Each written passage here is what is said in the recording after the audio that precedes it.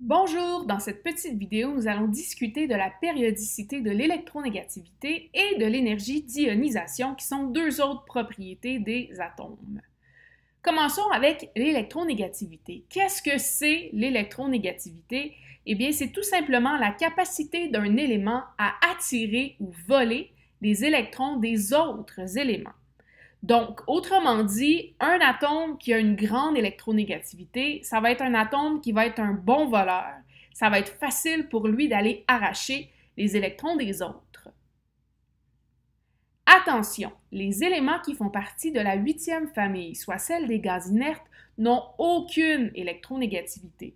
Comment est-ce que c'est possible? Bien, comme vous l'avez vu en ST, ces éléments-là, ils sont déjà stables chimiquement, ils ont leur couche périphérique remplis au maximum. Donc, ils ne cherchent pas à aller voler les électrons des autres, ça leur apporte aucun avantage. Donc, ils n'ont tout simplement aucune électronégativité.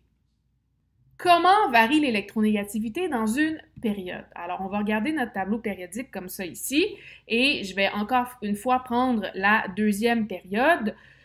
Quel atome parmi les éléments de la deuxième période a la plus grande électronégativité? Eh bien, c'est celui qui va être situé vers la droite de la période, soit le fluor, qui va avoir la plus grande électronégativité. Et la raison derrière ça ressemble un petit peu à ce qu'on avait abordé quand on parlait du rayon atomique. Plus on va vers la droite dans une période, plus on a un noyau qui possède de protons. Donc, plus on a une charge positive dans le noyau. Ça veut donc dire que ces éléments-là vont attirer plus fortement leurs électrons de valence et aussi les électrons de valence des atomes qui vont se trouver autour d'eux. Donc, ça va être plus facile pour eux d'aller voler, puisque quand ils volent, c'est grâce à leur charge positive. C'est un peu comme leur arme, leur charge positive dans le noyau. Donc, s'ils ont plus de protons, ils ont une arme, entre guillemets, qui est plus puissante. Donc, c'est plus facile d'aller voler les électrons des autres éléments autour. Donc, l'électronégativité, elle augmente quand on va vers la droite dans le tableau périodique. Maintenant, qu'en est-il lorsqu'on s'intéresse à la variation à l'intérieur d'une famille ou d'une colonne? Eh bien, ici, plus on va vers le bas d'une famille, plus l'électronégativité va être petite. Donc, l'électronégativité, elle ne va pas augmenter en descendant dans une famille, mais plutôt en montant vers le haut de la famille. Ça veut donc dire que si je regarde ma famille des alcalins, le lithium va avoir une plus grande électronégativité que le francium. La raison derrière ça, c'est que plus vous avez un rayon atomique qui est grand, plus la force d'attraction du noyau sur les électrons de valence va être petite, va être faible. Et donc, nécessairement, si cet atome-là a de la difficulté à attirer ses propres électrons de valence, ben, il va aussi avoir de la difficulté à aller voler et attirer les électrons des atomes qui sont autour de lui. Donc, on voit ici qu'il y a un lien entre rayon atomique et électronégativité. Plus le rayon atomique est grand, moins l'électronégativité elle est grande. Et le contraire est vrai. Si on a un rayon atomique qui est petit, à ce moment-là, on va avoir une grande électronégativité. Donc, plus l'atome a un rayon atomique petit, plus il va être un meilleur voleur d'électrons et donc plus grande sera son électronégativité. Ici, je vous ai fait un exemple avec le lithium et le fluor. Donc, le lithium et le fluor, ils ont chacun deux couches électroniques. Le lithium a 3 protons, le fluor en a 9. Si on se souvient de ce qu'on a vu par rapport au rayon atomique, et c'est aussi visible sur le schéma, on se rappelle que le fluor va avoir un plus petit rayon atomique que le lithium parce que ses électrons de valence sont attirés plus fortement par le noyau et donc la couche périphérique a tendance à se rapprocher un peu du noyau.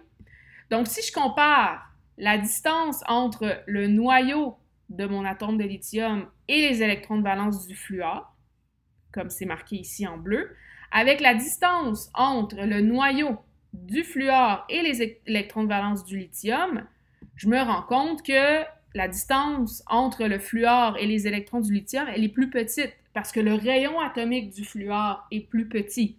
Et comme la distance à parcourir est plus petite, ça va être plus facile pour le fluor d'aller voler et arracher les électrons de valence du lithium. Donc, de là vient le lien entre rayon atomique et électronégativité. Quand on veut voler quelque chose, si l'objet est proche de nous, ça va être plus facile pour nous de le voler versus quelqu'un qui est plus loin. Pensez à la chaise musicale. Lorsque la musique s'arrête, il reste une chaise de libre pour s'asseoir. C'est la personne qui est la plus proche qui va l'obtenir en premier. C'est un peu le même principe avec le concept d'électronégativité et de rayon atomique.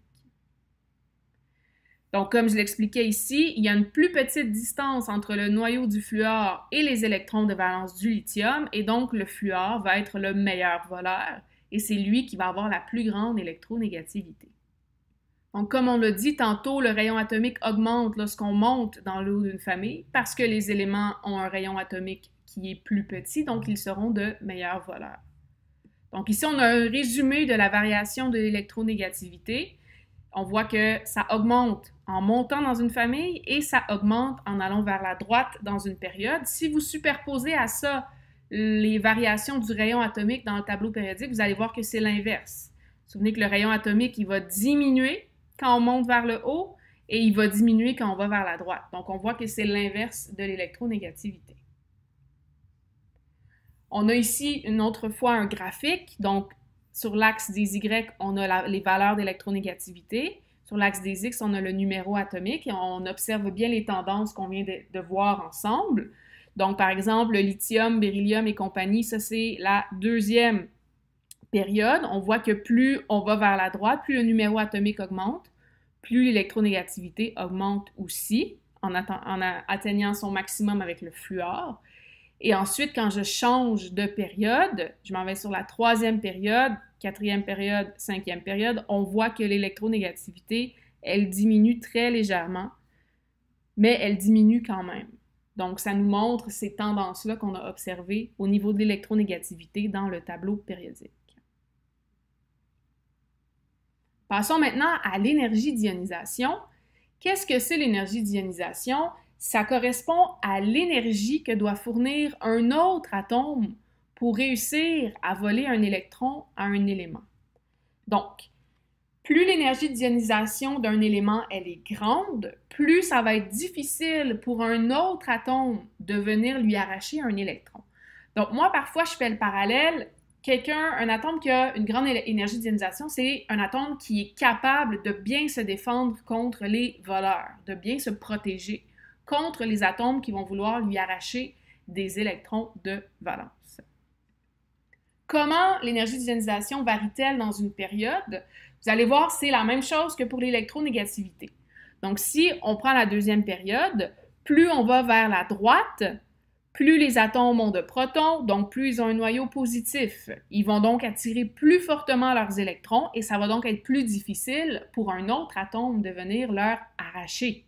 Donc, c'est un peu les mêmes justifications que pour l'électronégativité et on observe les mêmes tendances que pour l'électronégativité. Donc, l'énergie d'ionisation, elle va augmenter quand on va aller vers la droite dans le tableau périodique au niveau d'une période, comme on observe ici. Pour ce qui est de la variation dans une famille, encore une fois, c'est comme l'électronégativité.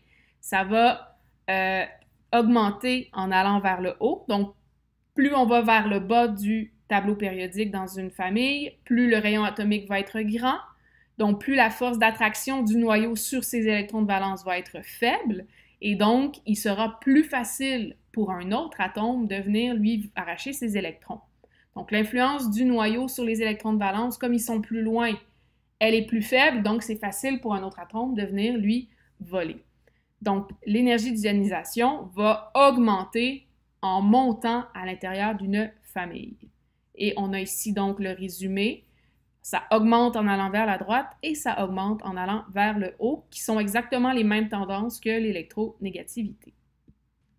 Donc, on a un autre graphique ici qui exprime l'énergie d'ionisation en fonction du numéro atomique. On observe les mêmes tendances. Donc, on voit qu'à l'intérieur d'une période, l'énergie d'ionisation, elle augmente. Ça, ici, c'est la deuxième période. Et si on compare d'une famille dans une même famille, mais d'une période à l'autre, on voit que l'énergie d'ionisation, elle diminue quand on se déplace d'une période plus grande. Donc, le lithium sur la deuxième période, le sodium sur la troisième, le potassium sur la quatrième, et on voit que l'énergie d'ionisation diminue légèrement. Plus on descend vers le bas, plus on a une période qui est grande.